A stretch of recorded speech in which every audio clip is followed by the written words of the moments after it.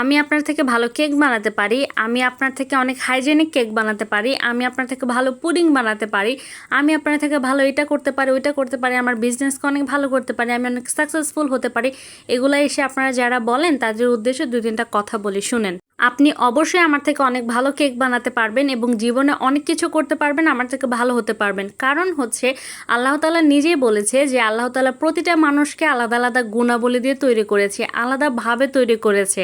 ঠিক আছে, আল্লাহ তাআলা কিন্তু নিজেই বলে যে সকলের গুণাগুণ আলাদা, সকলের গুণাবলী আলাদা, সকলের ভিন্নতা রয়েছে। যেখানে আল্লাহ নিজেই বলতেছে সেখানে আপনি এসে আবার নিজেকে আমার সাথে তুলনা করছেন, নিজেকে আমাদের সাথে তুলনা করছেন। এটা খুবই স্বাভাবিক ব্যাপার, যেহেতু আল্লাহ বলেছে সকল গুণাবলী আলাদা, তাই আমি যে কাজটা ভালো পারবো সেটা আপনি পারবেন না, আবার আপনি যে কাজটা ভালো পারবেন সেটা আমি পারবো না। এটা খুবই নর্মাল বিষয়, এটা কোনো অ্যাবনর্মাল বিষয় না। কিন্তু আপনারা অ্যাবনর্মালের মতো এসে নিজেদেরকে উল্টা আমার সাথে তুলনা করেন। কেন ভাই, কেন? মানে এটা তো অস্বাভাবিকের কিছু না। আমার মাঝে মাঝে এগুলো দেখলে হাসি পায়। আপনারা এক একজনে বলেন আপনার থেকে ভালো কেক করতে পারে, আপনার থেকে এটা করতে পারে, সেটা করতে পারে। আপনারা তো করতে পারবেন, এটা তো স্বাভাবিক। উল্টা আপনাদের দোয়া করা উচিত যে আল্লাহ তাআলা আপনাদেরকে সেই গুণাবলী দিয়েছে, তাই আপনারা খুব ভালো কাজ করতে পারছেন। আল্লাহ যদি না দিত তাহলে আপনারা অবশ্যই করতে পারতেন না।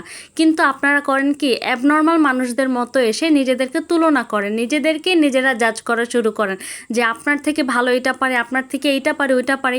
তুলনা কেন দেবেন? আপনি আপনার নিজের তুলনা কেন দেবেন?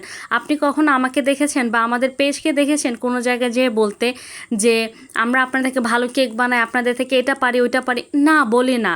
কারণ এটা স্বাভাবিক ব্যাপার। আপনি যেটা পারবেন আমি সেটা পারবো না, বা আপনি আমার থেকে অনেক ভালো পারবেন বা আপনার থেকে আমি অনেক ভালো পারবো। আল্লাহ তাআলা যদি আপনাকে কোনো গুণাবলী দেয়, কোনো এক্সট্রা পাওয়ার দেয় বা আপনাকে কোনো ক্ষমতা দেয়, তাহলে অবশ্যই সেটার জন্য শুকরিয়া আদায় করবেন, সেটার জন্য সন্তুষ্ট থাকবেন এবং সকলে যে এসে আপনাকে সাপোর্ট করবে বা আপনি যখন সেই কাজটা দেখবেন সকলকে যে উৎসাহ দিবেন, সকলের প্রশংসা করবেন, এতে আল্লাহ তাআলাও খুশি হবে। ঠিক আছে, কারণ আল্লাহ তাআলা নিজেই বলে যে সকলের খুশিতে তুমি খুশি হও।